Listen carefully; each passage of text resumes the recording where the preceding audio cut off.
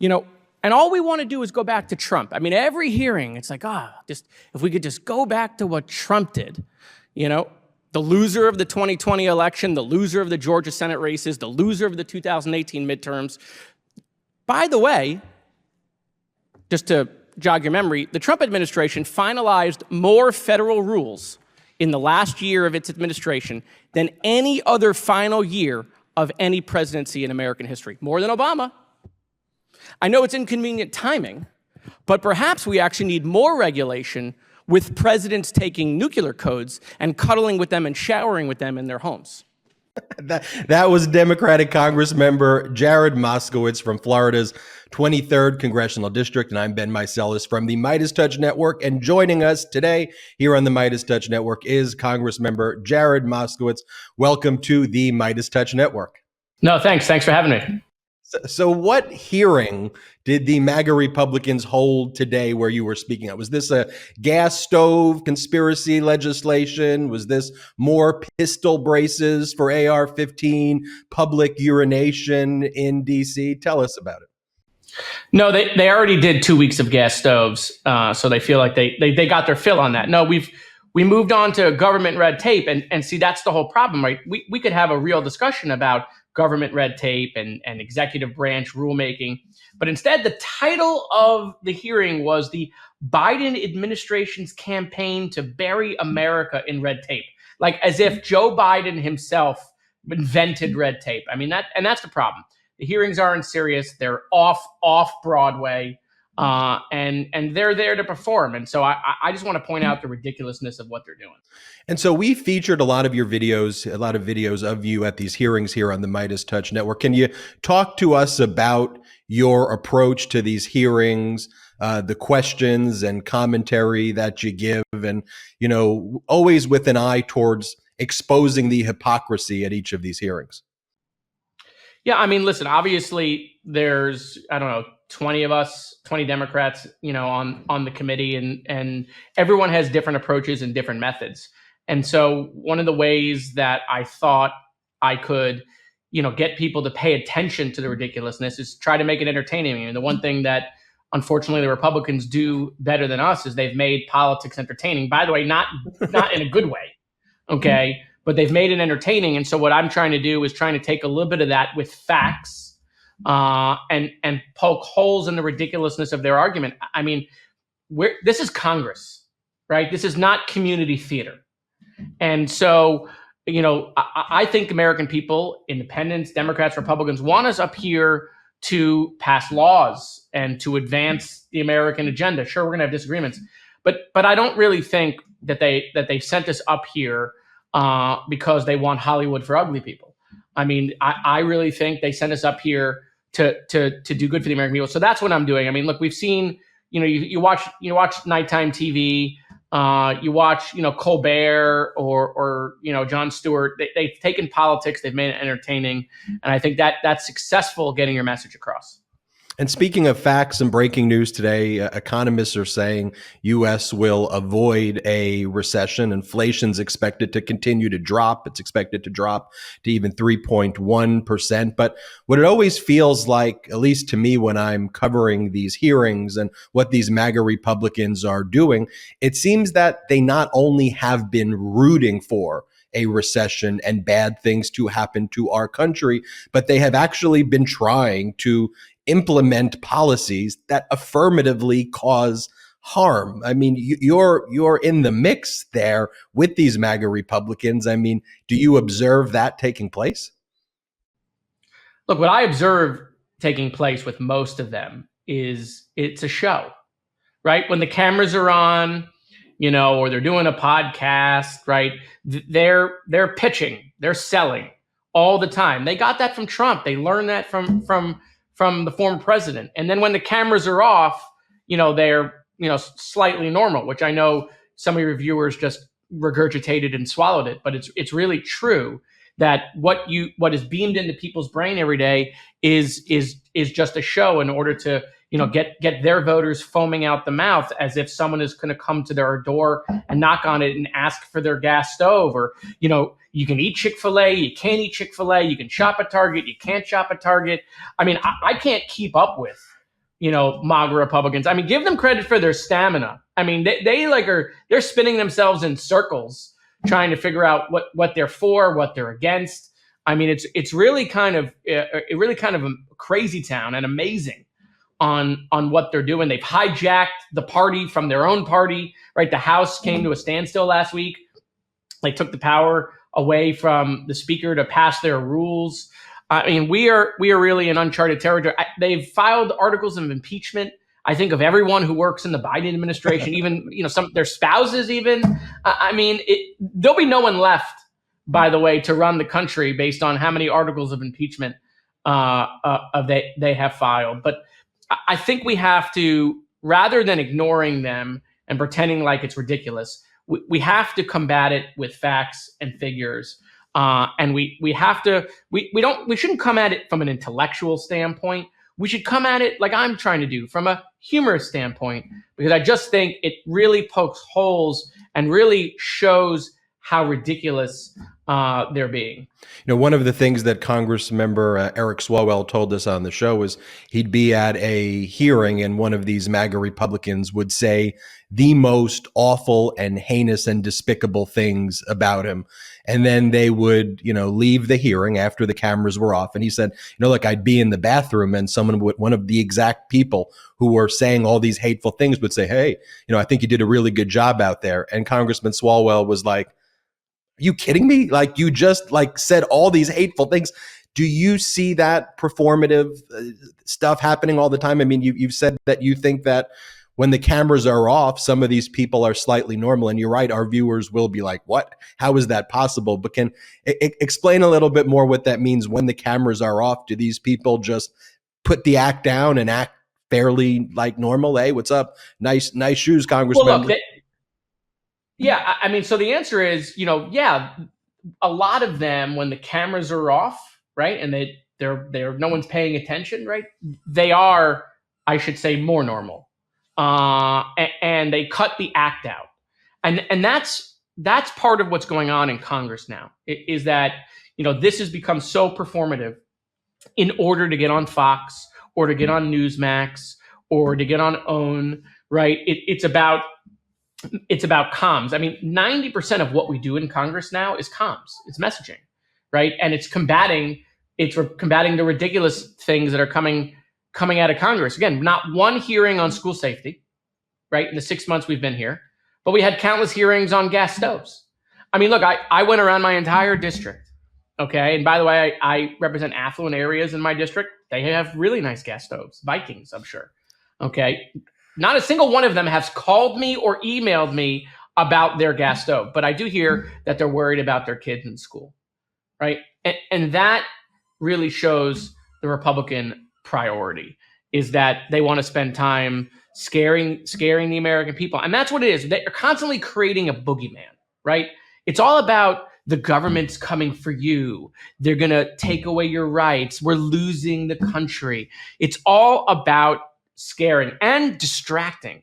See, one of Trump's tactics is he knows what his weakness is. And in order to try to weaken that argument against him, he then attacks his opponent for that same weakness. And the Republicans have adopted that tactic. I'll give you an example, right? These confidential boxes, right? The confidential documents. Trump's in trouble because he took them knowingly. They were serious national security secrets. Okay, nuclear codes, Iranian battle plans. Okay, and then he refused to give them back for a long period of time. Pence and Biden, unknowingly took documents, and when they needed the documents back, they were allowed in the House, and they came and took the documents, no problem. But hey, in order to weaken the case against Trump in the public sphere, we got to muddy the waters with Biden and with Pence. Hunter Biden's laptop. I mean, this whole Hunter Biden's laptop thing, that's all about trying to distract from Donald Trump's legal problems. I mean, think about what they're trying to convince the American people. Every day they go on TV and they talk about he's sleepy, he's old, he's boring, he's not steady on his feet. Now he's Tony Soprano. I mean, he's the head of the Biden crime family. Listen, love Joe Biden.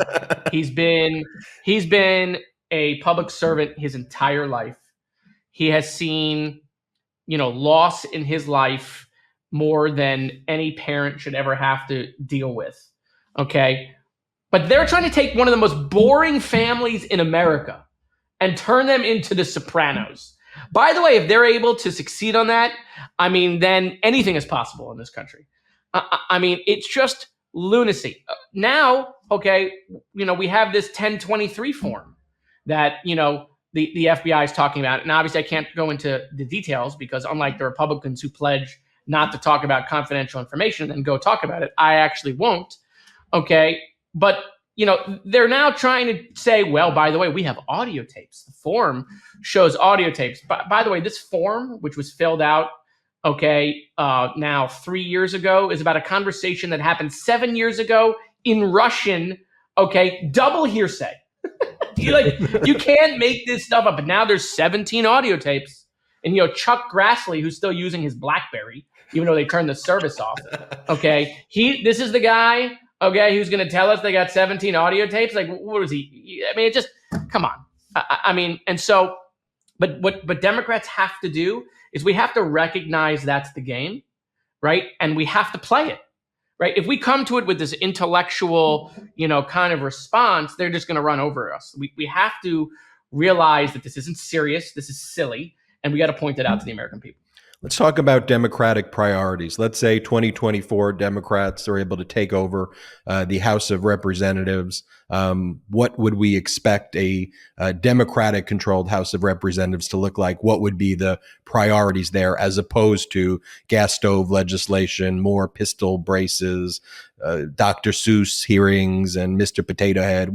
What would Democrats focus on? Well, listen, like you said, the economy is getting better every day, and the economy is good. Unemployment is low. Inflation is coming down. The stock market is doing better. These are things that he should talk about, right? Because, as they're trying to distract, which is what I just explained before, it's all about distracting from good news by scaring people, right? It's like Wizard of Oz. Pay no attention to the man behind the curtain. Don't look at the good economy. We're coming for your gas stove. And so he should talk about the economy, talk about how he's improved that. He should talk about the infrastructure bill, because by that time, we're going to start to see it actually in motion. He should talk about the fact that, unfortunately, right, for the first time in American history, we're seeing our colleagues across the aisle roll back constitutional rights, 6-week abortion bans, right? What do we think? They're just going to stop there, right? No, they're going to come for other rights that American citizens have, because Republicans are no longer for small government. That's a thing that they still talk about. They're for less regulation. They're for smaller government. They're for less spending. No, not true, right? Unless there's a Democrat in the White House, which all of a sudden that's when they find their moral compass. No, they're for more spending. They're for more government in the libraries, government in corporations, government in the marketplace, government in your bedroom, government at Disney World. That's a new one. And so, this is what they're pitching. And Joe Biden needs to say two things. He needs to say what he's for, okay, which is, making sure we have a good economy, making sure that we have a strong military, that we support what's happening in Ukraine to make sure that Russia doesn't continue to advance, that we obviously look at China because they're going to be significant competition. We got to figure out how to bring jobs back to this country. We got to figure out how to make sure that we have a supply chain that works and we're not just dependent on foreign nations during a national emergency. We got to talk about, obviously, bringing down the cost of home ownership in this country. We got to talk about making sure we have a good quality education. And most importantly for me, which is why I've done it in every single solitary hearing when they go and do stupid things, is we got to make sure that we're talking to parents about how we're going to keep their kids safe. They talk about crime. They're trying to weaponize crime. Crime. By the way, breaking news to my Republican colleagues, mass murder is crime. And yet they don't want to do anything about that. Mass shootings, crime. Don't want to do anything to do that. And so the idea that we can't deliver a promise to parents that when they drop their kid off in the morning, they get to pick them up. The fact that we can't deliver on their promise, that's a failure on us. It's a failure on Congress. It's a failure on elected officials. It's a failure on governors and state legislatures everywhere. I did this in Florida. I raised the age to pass I raised the age to buy any gun in the state of Florida to 21. I did that with Republicans. And so we can do this. We can accomplish it, but we have to stay at it. We have to keep it top of mind. We have to continue to have a concerted effort. That's why we're doing discharge petitions on gun violence prevention now, because we're trying to keep it in the news. I think what Gavin Newsom is doing is important. I don't think, obviously, we're going to pass a constitutional amendment. Lord knows we probably couldn't pass a constitutional amendment that said the sky is blue. But I think by taking another angle, by talking about it, keeping it top of mind, Joe Biden's got to remind the American people that he's going to keep their kids safe. And if they elect the other party, right, who is for ghost guns, for people who are mentally ill, printing a gun in your home, a terrorist can do that. Someone who's mentally ill can do that. A felon can do that. That's what their party wants. Just, more guns. In fact, the reason why the House is back in session this week versus last week when they had to send us home early is because what was the one issue that my colleagues across the aisle were able to coalesce around? More guns, more gun Pistol accessories. braces, yep. Pistol braces.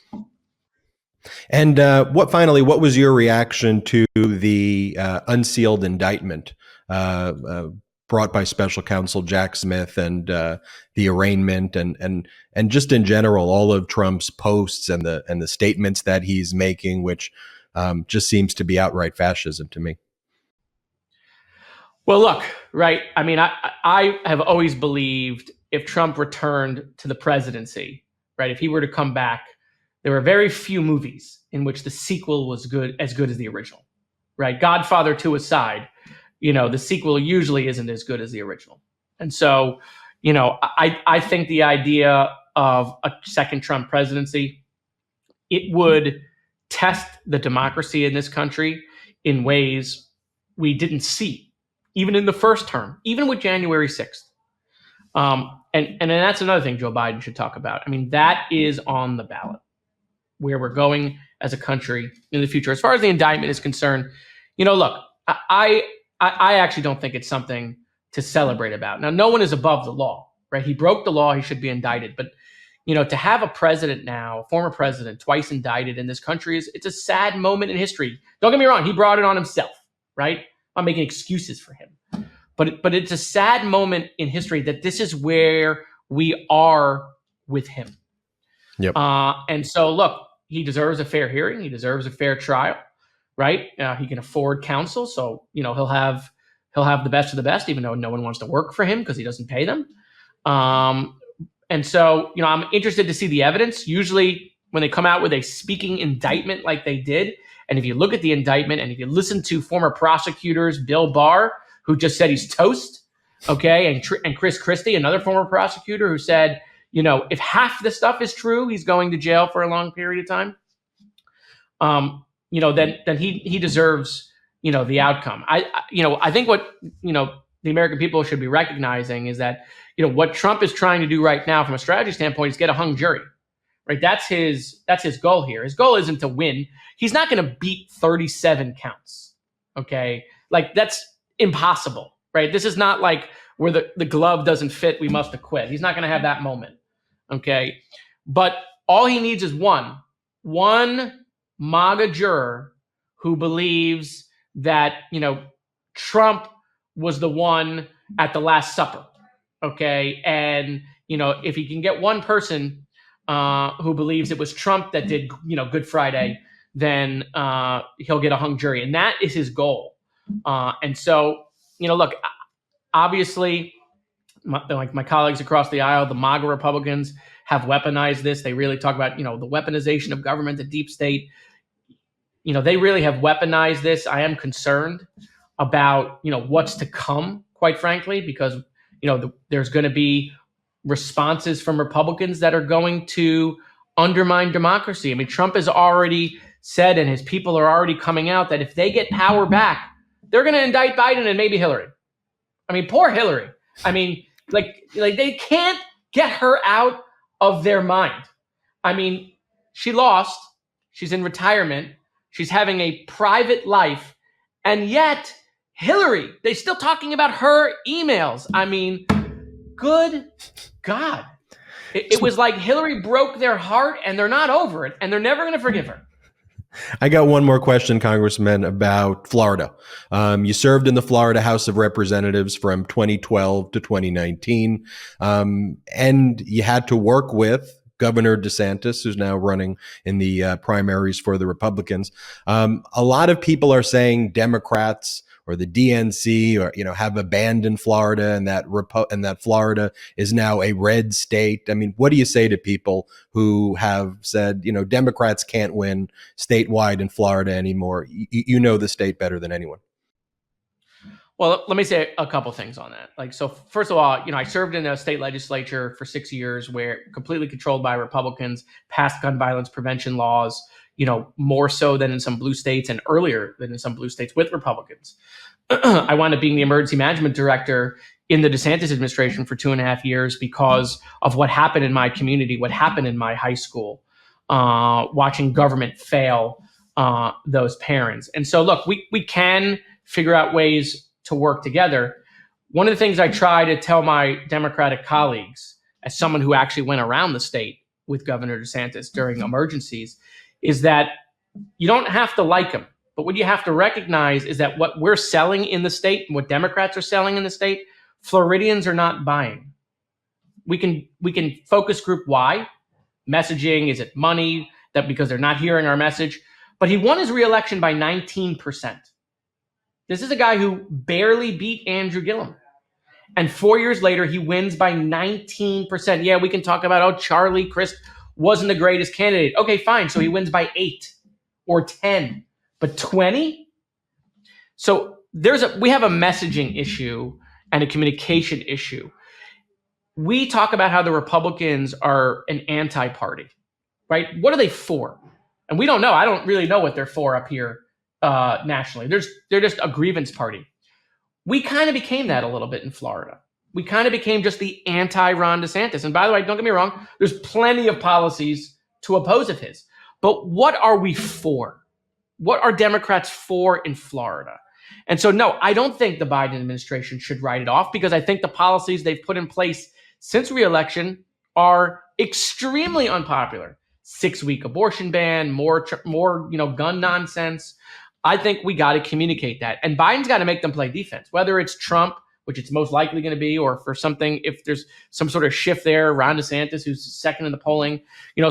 Florida is kind of head of MAGA land right now with both Ron DeSantis and Donald Trump being residents of that state. And I think, between the Disney stuff and the 6-week abortion ban, I think there's an opportunity. And you got to make them spend money there.